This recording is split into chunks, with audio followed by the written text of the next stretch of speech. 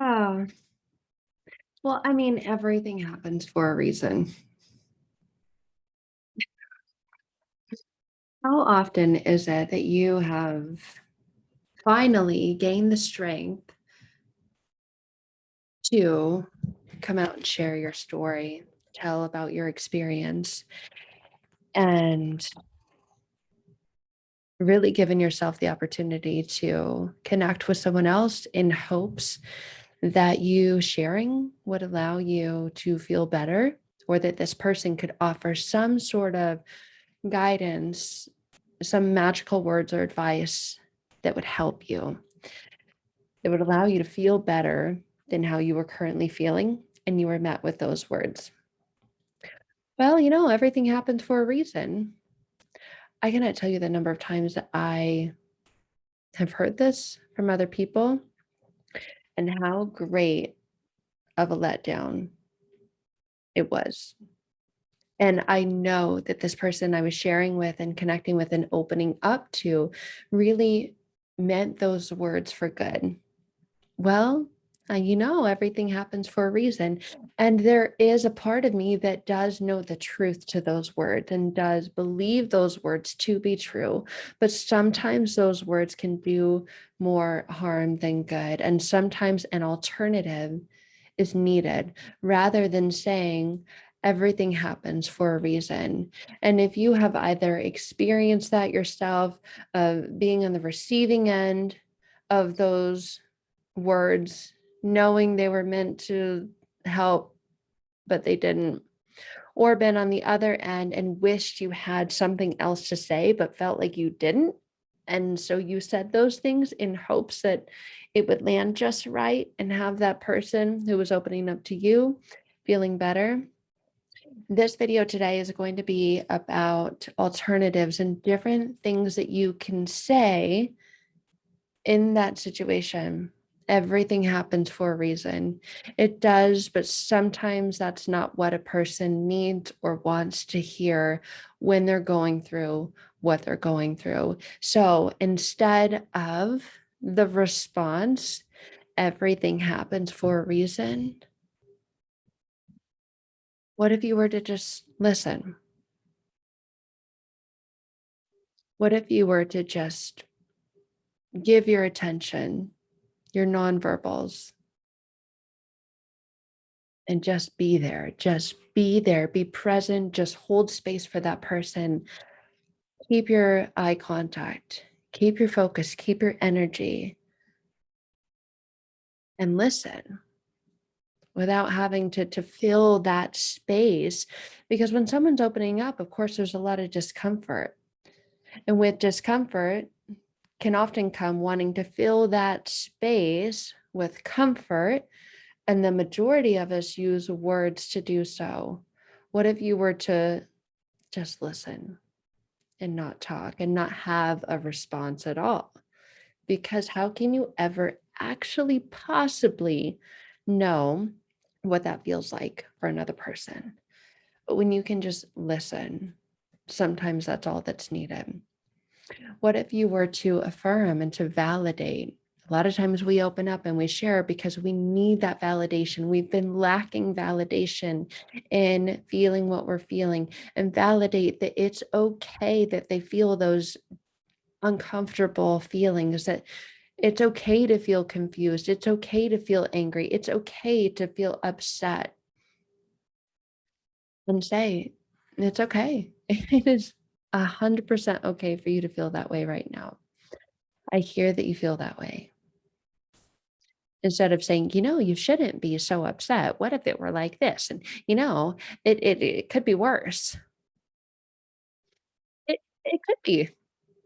You're right. There's a million ways it could be worse, but in that moment, it doesn't feel worse for that person, and that's not what they wanna be thinking, that it could be worse and other people have it better off or worse off, and so what are you complaining about?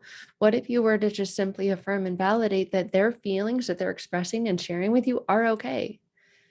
It's okay for you to feel confused. You have the right to feel upset, angry, frustrated, resentful. What if instead of saying this happens for a reason or everything happens for a reason, you were to just say nothing or be present? Just hold space for them. Just sit with them. Just sit with the person who's sharing. What if, with permission, of course, you were to give them safe, loving physical touch? Ask them, may I give you a hug? Is it okay if I touch you? Maybe touch them on the shoulder, rub their back or their shoulder. Let them know that you're there for them in a kind, caring, compassionate way without the need to say anything at all. And of course, always before you touch someone, ask permission. Is it okay if I give you a hug? May I give you a hug? May I rub your shoulder? Would that be okay with you? And of course, get the okay and then only proceed once you've gotten that. But what if that's all you were to do? Or what if you were to just help them get to safety if the environment that they're in is not a safe environment? What if you were to guide them into finding a safe place, a better place for them, for their children, or whatever, a private place, right, where they can cry or show emotion in privacy? Sometimes these feelings come up when you're going through something so hard and so difficult. They can come up and they seem to come out of nowhere. And what if you were the one to notice that and say, hey, come here, and then go to somewhere that's private and safe so that that person can express what they're feeling without feeling even more exposed, open, vulnerable, and judged? What if you were to allow them that space that they could find their own meaning in the event? I was talking about this with the client earlier, and we were talking about how our minds are programmed, our minds are wired to find and make meaning of certain experiences and events.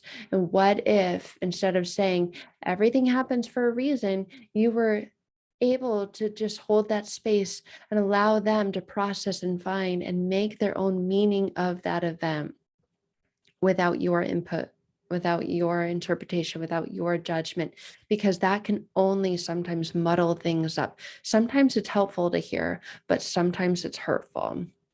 What if you were to not give advice and say, well, all you need to go do is this. This is what so and so did. This is what I did, and it worked. So you just need to go do that. I cannot tell you the number of times I've received that advice that just infuriated me and just enraged me internally. I could picture doing horrible things to that person who was trying to give me advice because it just pissed me off. And it just further drove that you're not listening. You don't care. And the very person that I was opening up with, in hopes that they would listen to me and that they did care, felt like they just joined the club of all the other people who didn't. So it had a backwards way of working. So what if you were to only give advice if you first asked permission and that person chose to receive? You know, would you like to hear what has worked for me? And then get the, yeah, please, anything will help at this point, instead of just giving it. What if you were to ask first? What if you were to say, I'm here for you? You've got me. I'm all ears. I'm listening. And then actually listen.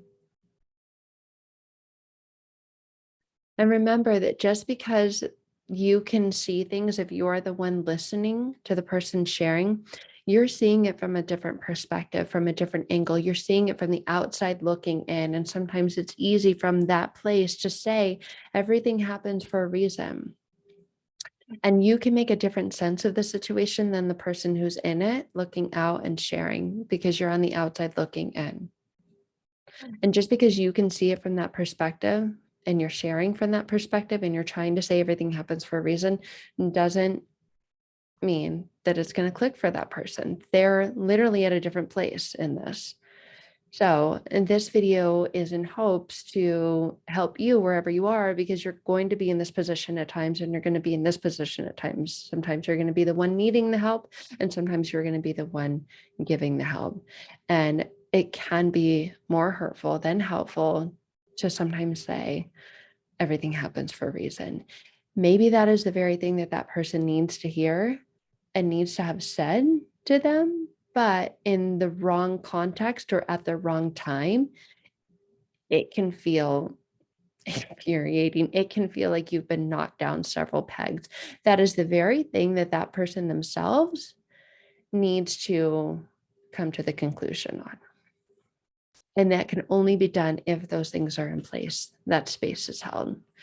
So if you're struggling with that and you feel like you're at the very, very bottom peg, the last peg, at the bottom of the barrel, and everything you do to try and work or climb your way out, just you slip, fall, slide back to the bottom, and you're tired of being tired of trying to climb out and just to be met with something that knocks you back down, and you're tired of that, and life cannot go on in that way and in that fashion anymore, and you're really looking for a powerful way to heal, to make those powerful positive connections in your mind and disconnect from all the heaviness, all the hurt, all the guilt, all the blame, all the shame, all the anger, all the resentment, and ready and willing to do that inner work to get you to that place without feeling like you've been knocked down a million times, then I would love to connect. That is the incredible resource of your unconscious mind. But of course, safe space needs to be held in order for that to occur. It won't occur unless you feel safe in doing so. So it may be that you are seeking that, but you're met with phrases that hurt even more, like, well, everything happens for a reason. All right, yeah, have a good day. Right? So I would love to connect with you and talk to you more about the power of hypnosis and about power using your unconscious mind, using the vast, unlimited resources that you have access to because you've already survived and made it through those things. There's still, however, possibly a connection to the negative experiences, beliefs, or feelings because of those events. So when you're ready to disconnect from those and reconnect to much more powerful, positive resources and things that will actually help you instead of hearing things like everything happens for a reason, then let's connect, because that may be the very loop that you're caught in that needs breaking apart from so that you can continue on your life in a much happier, healthier, and peaceful way. So, if you're wanting to learn more or know more about how I work with clients, with people, then just click on the link in the description below this video and we can connect there. You'll find my calendar, my availability, and then an opportunity to schedule a consultation. So thank you guys. And please remember this, regardless of whatever end that you're on, whether you're on the giving or the receiving end, that sometimes, yes, that phrase is true, but it's not always the best phrase in that place. So hope this helps.